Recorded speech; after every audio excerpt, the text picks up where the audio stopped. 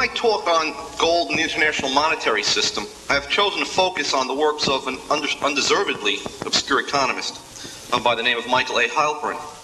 There are, I feel, a number of compelling reasons for doing so. First and foremost, Halpern was one of a tiny handful of professional economists after World War I to urge going back to a relatively hard money classical gold standard. Second, while his contributions understandably were never greeted with great warmth by mainstream economists, he has also been inexplicably neglected even by Austrians and other pro-gold economists. And in some small way today, I wish to correct this oversight. Third, Halpern dealt with the whole broad range of issues involved with an international monetary system based on gold, and he did so from a basically Austrian perspective.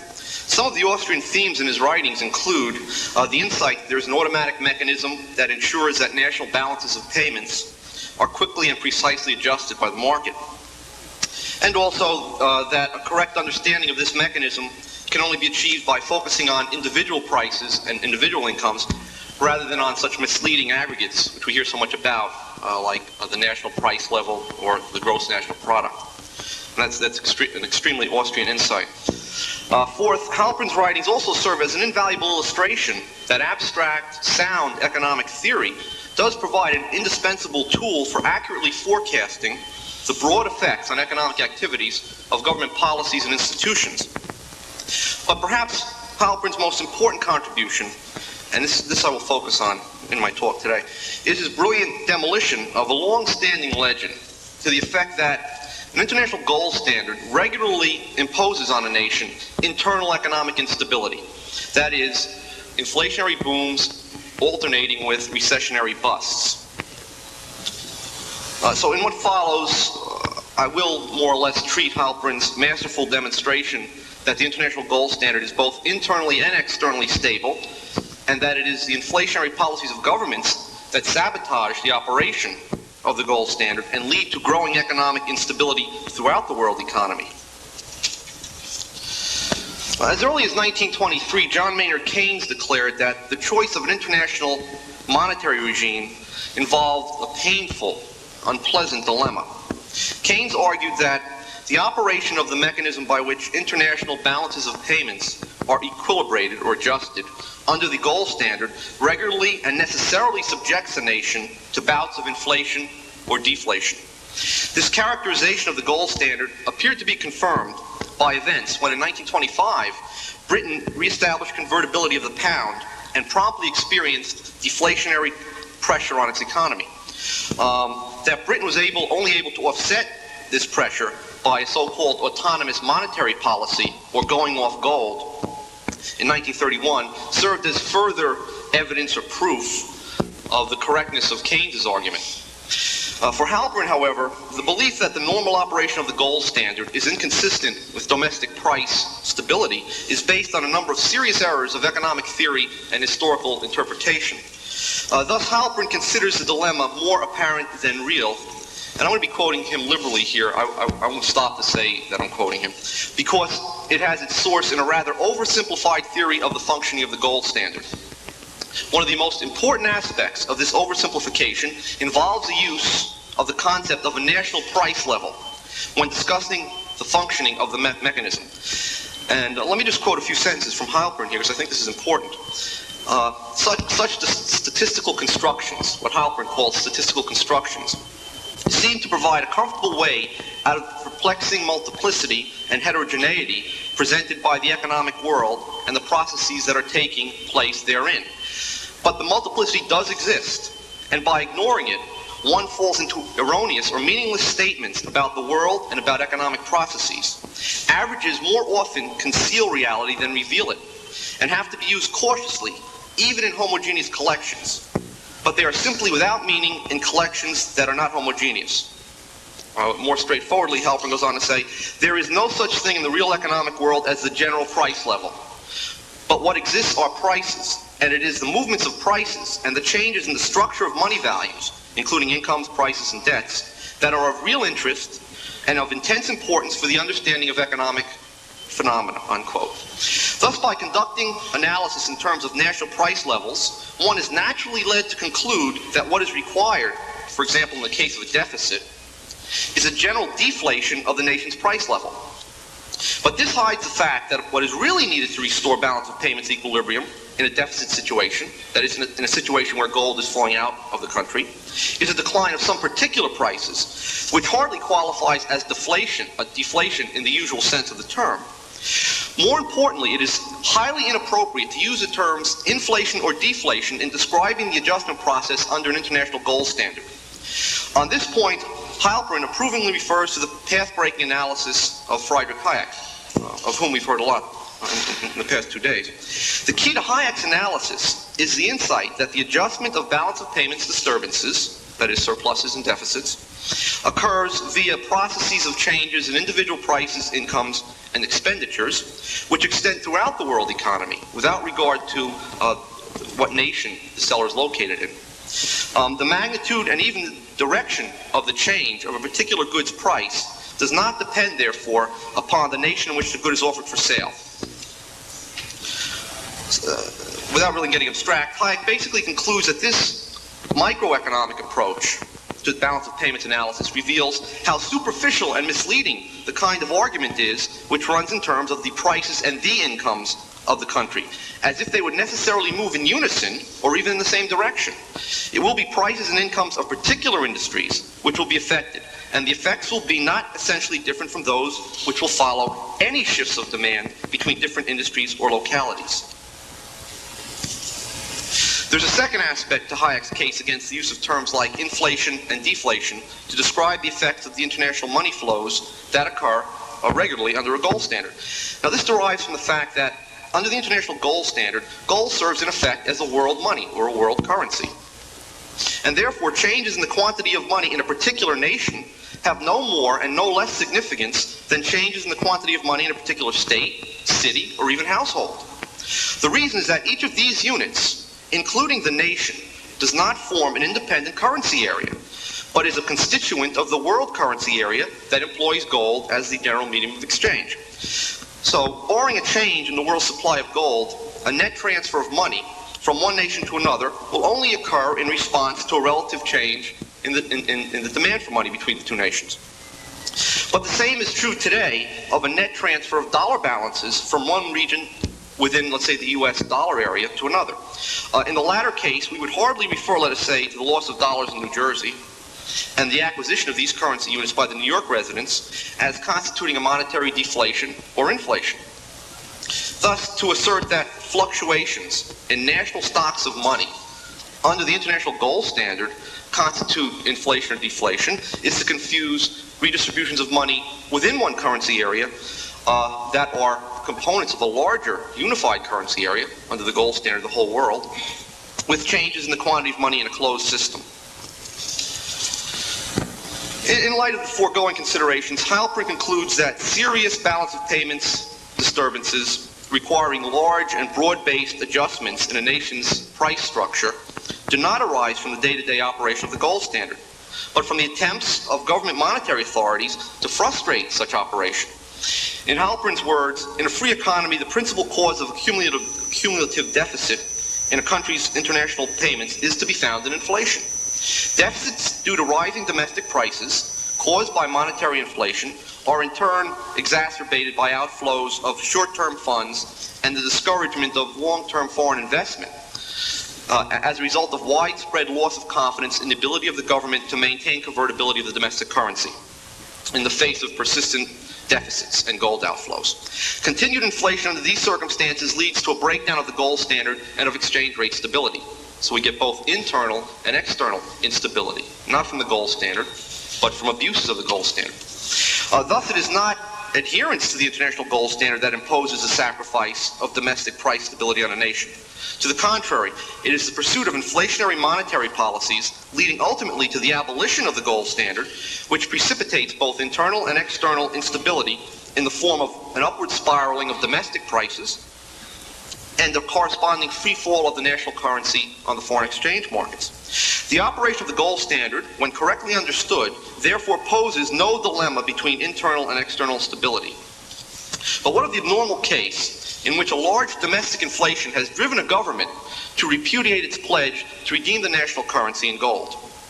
Under these circumstances, doesn't the stabilization of the currency via the restoration of the gold standard require internal deflation of money and prices? And the U.S. is in this situation today. And Governor Partee addressed this question, and I think gave the wrong answer to it. Under these circumstances, doesn't the stabilization of the currency via the answer is no to all this. All the monetary authorities need to do in this situation is to cease further inflation of the stock of money and to then tie back onto gold at a devalued parity, or in other words, at a higher price of gold. In our case, estimates range from $500 to $1,400 per ounce, and which approximately does reflect the past rate of inflation. And this, of course, is the policy that was advocated by Halpern. In fact, this was the course pursued by France under the Poincaré reforms of 1926 through 1928, which put France back on a gold standard. And in fact, France did not suffer any depression of economic activity or deflation of prices during this period. Okay, prices were stable. On the other hand, England did, because they attempted to return to the gold standard at a price that tended to overvalue the pound by 10% and make England's goods uncompetitive on foreign markets. In short, the price of gold must be altered after an extended bout of fiat money inflation to ensure a smooth transition back to the gold standard. Once the gold standard is again normally operating, there is no further need to tamper with the gold parities to guarantee monetary stability throughout the world currency area. This brings us to the final objection to the international gold standard on the grounds of its alleged incompatibility with domestic macroeconomic stability. Granted that the normal operation of the gold standard secures tolerable long-run price stability in the world economy, is it not still the case that it facilitates the international transmission of random shocks, such as increases in oil prices, or monetary errors originating in one particular nation, such as large inflations in South American countries? For example, a rise in prices generated by an abnormally expansionary monetary policy in a large nation will result in a balance of payment surplus and inflow of gold for a nation pursuing a relatively non-inflationary monetary policy. If it strictly adheres to the gold standard, the latter non-inflationary nation will be denied recourse to an autonomous or independent monetary policy to offset the inflationary impact on domestic prices. Conversely, a contraction of economic activity abroad will generate a balance of payments deficit and loss of gold reserves for the nation in question, due to a falling off of demand for its products on depressed world markets. The resulting contraction of its money stock will create excess supply in the domestic goods market, thus depressing domestic prices, employment, and real income. All this, we are told, by the monetarists in particular, can be avoided at very little cost by the simple expedient of a freely floating national fiat currency, okay, which the world is filled with today. Under this monetary regime, when expansionary pressure is exerted on a nation from abroad, the exchange rate will simply float upward, obviating the need for balance of payments adjustments via inflation of domestic money and prices. Contrary-wise, foreign depressions will be stopped dead at the nation's borders, or so we are told, by a painless depreciation of the exchange rate, which substitutes for the grinding shrinkage of money prices and economic activity imposed by the gold standard. Now, Halpern raises two weighty objections to the seemingly impregnable case for fluctuating exchange rates. First, he contends that the national monetary and economic independence that is promised is far from costless. It is, in fact, purchased at the price of the breakup of the world currency area secured by the international gold standard, and also at the price of the loosening of the only effective anti-inflation restraint binding the hands of national monetary authorities, and that is the gold standard. In Halpern's the real meaning of the gold standard is that it allows the various currencies to be freely converted into one another, and thus gives the best practical approximation to a world currency. Thus, the international gold standard minimizes the disturbing effects which a plurality of national currencies can have upon international commercial and financial relations. In addition, the position of gold as the base of money and credit is the only way of ensuring against wide fluctuations in the value of currencies. And the sensitive response of the money supply to the flow of gold in and out of a country would be the most effective discipline on national economic policies. Now, Halpern admits that there exists an abstract possibility of stable exchange rates and non-distorted trade and financial flows under a system of fluctuating exchange rates. However, the the abstract model is not borne out by actual experience. This is certainly the lesson to be drawn from the 1930s. Admittedly, the world of the 1930s represents an extraordinary case as governments struggled to export their unemployment problems and to reflate their economies out of the Depression. Nonetheless, with theoretical insight leavened by this historical experience, Halpern in 1952 was able to accurately foresee the broad outline of a world of fluctuating national fiat currencies, which we got 20 years later in 1973.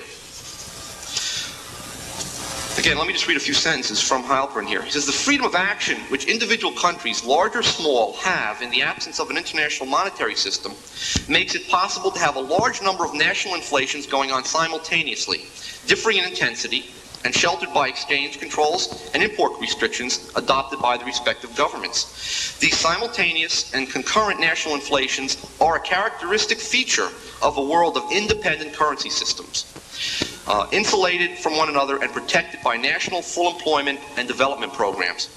In addition, and I think this is an extremely accurate forecast, coming as it did in 1952, habits of inflation become so widely accepted that inflation as a way of life comes to be regarded by many politicians and even economists, and I would say especially by economists, as entirely rational and acceptable.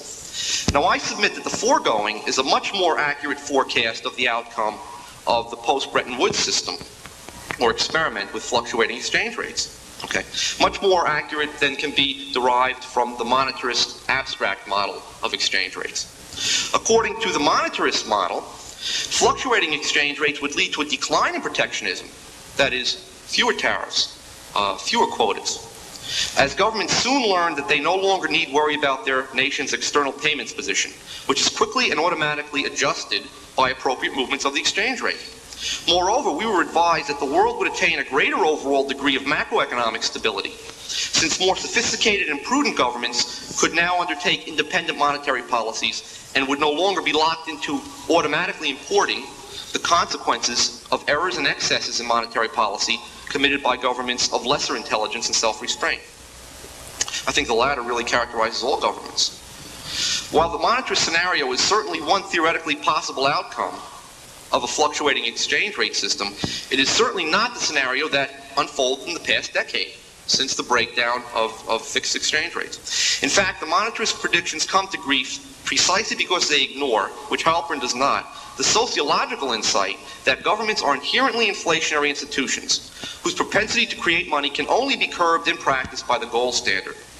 Furthermore, to camouflage highly visible and unpopular consequences of monetary inflation, such as higher import prices and continuously depreciating exchange rates, governments can naturally be expected to resort to such expedients as pegging exchange rates at overvalued levels and placing restrictions on international trade and investment, all of which was, once again, forecast by Halpern in 1952.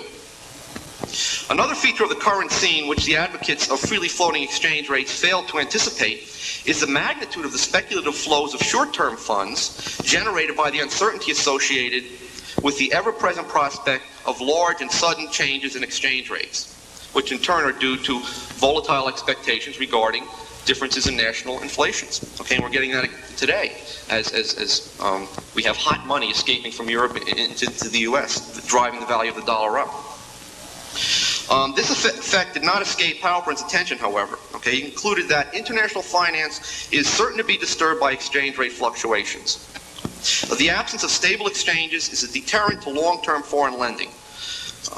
And as regards short-term financial transactions, exchange fluctuations and their expectations are one of the most powerful incentives to speculation and to flights of capital. Besides facilitating inflation and subsequent recessions, and thereby promoting political barriers against international trade and investment, fluctuating exchange rates reduce world income in two additional ways. First, speculative activities on the foreign exchange market absorb scarce resources that would otherwise be employed in productively serving consumers' demands. And second, the increased uncertainty associated with international commercial and financial transactions reduces their volume and creates distortions in their pattern from the point of view of comparative advantage. Now, Halpern anticipated the well-known monetarist argument that the foreign exchange market provides facilities for hedging against exchange rate fluctuations. And he noted that in the long run, however, such hedging is of no avail.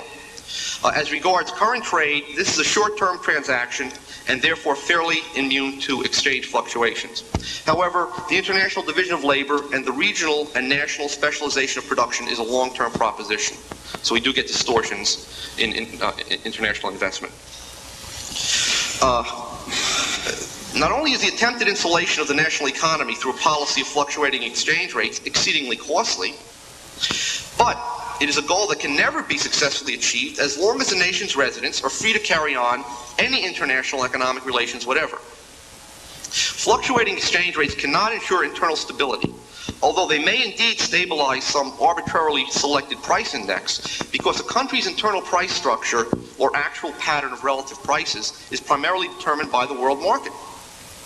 As a proponent of the Austrian theory of the business cycle developed by Mises and Hayek, Halpern emphasizes the key role of inflation-induced relative changes between the prices of capital goods and price of consumers' goods in precipitating business fluctuations. But a system of fluctuating exchange rates does not interfere with the international transmission of changes in relative prices. It merely neutralizes the external forces acting upon a given nation's absolute level of prices. Indeed, the free market proponents of freely floating exchange rates, that is the monetarists, tirelessly proclaim that one of the greatest virtues of their scheme is that it does not preclude the international changes in relative prices which are needed to induce a rearrangement of productive activities according to the ever-changing dictates of comparative advantage. So this can be used against them, in effect. This is precisely the reason, however, why the Austrians deny that fluctuating exchange rates can successfully insulate a nation from macroeconomic fluctuations generated abroad. For example, when the monetary authorities of a foreign nation of significant size inflate their national money supply, typically via the expansion of bank loans to businesses within their countries, the prices of capital or higher order goods are bid up, not just in the inflating nation, but throughout the world economy, since commodity markets are internationally integrated. So the price of copper, for example, or of construction materials rises throughout the world in relation to other prices. The increase of capital goods prices and profit margins relative to consumers' goods prices and profit margins signals business firms in the relevant industries in all nations to expand the output of capital goods and contract the output of consumers' goods. The stimulus to capital goods production will continue until the inflation is brought to a halt.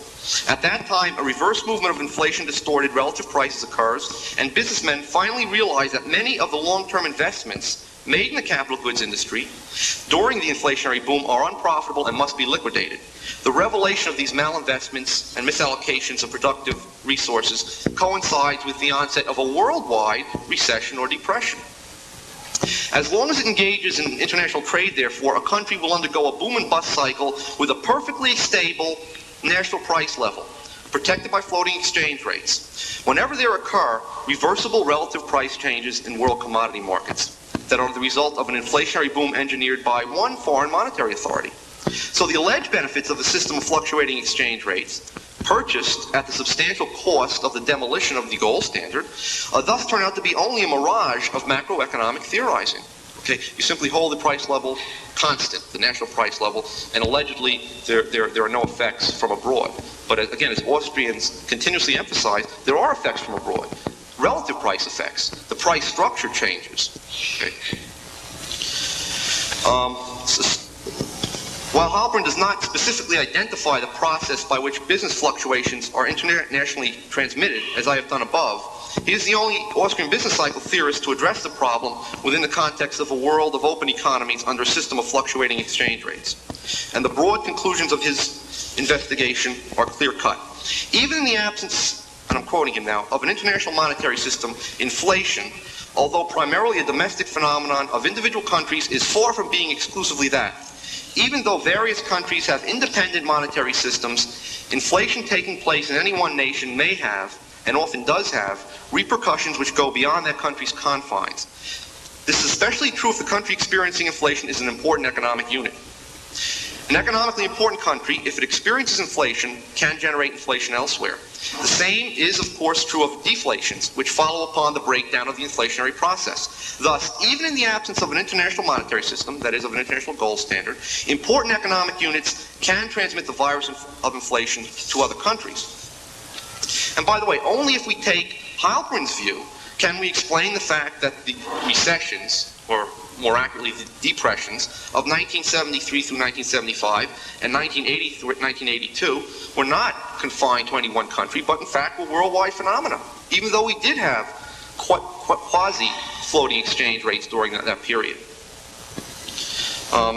In effect, most currencies were, important currencies, were floating against the dollar during those periods. Once again, we see that sound Austrian economic theory yields more accurate economic forecasts than the allegedly more empirical and real-world theories of monetarist economics.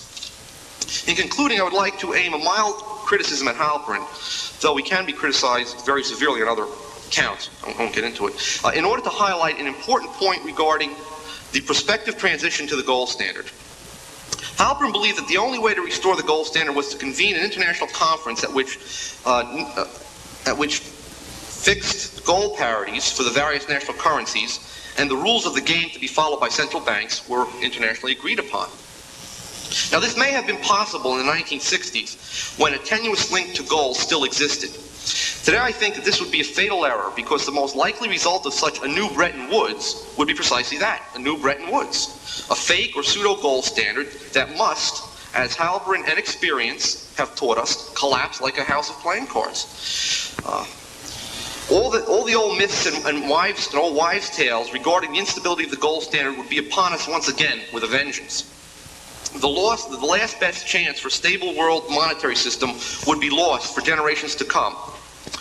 So I think the call for a new Bretton Woods that has issued forth from the supply side camp must be decisively renounced by all true advocates of a gold standard. And I was happy to see Congressman Paul lead the way yesterday in this. The only safe and workable plan for restoring a gold money is for the U.S. government to unilaterally define the dollar as the weight of gold, regardless of what course other nations may take. Once Fed notes have been redeemed for gold and gold coin has gotten back into circulation in the U.S., other countries will be confronted with one of two choices: either to tie back onto an already functioning gold standard in an economically significant currency area, that is the U.S. economy, or to watch their respective fiat currencies to continue to depreciate against the gold dollar and continue to suffer drains of capital from their countries into the U.S. economy. If they choose the former, as I think they will, the international gold standard will begin to reemerge spontaneously without any political agreements. If they choose the latter, it's regrettable, but it will not make the U.S. gold standard any less viable. Thank you.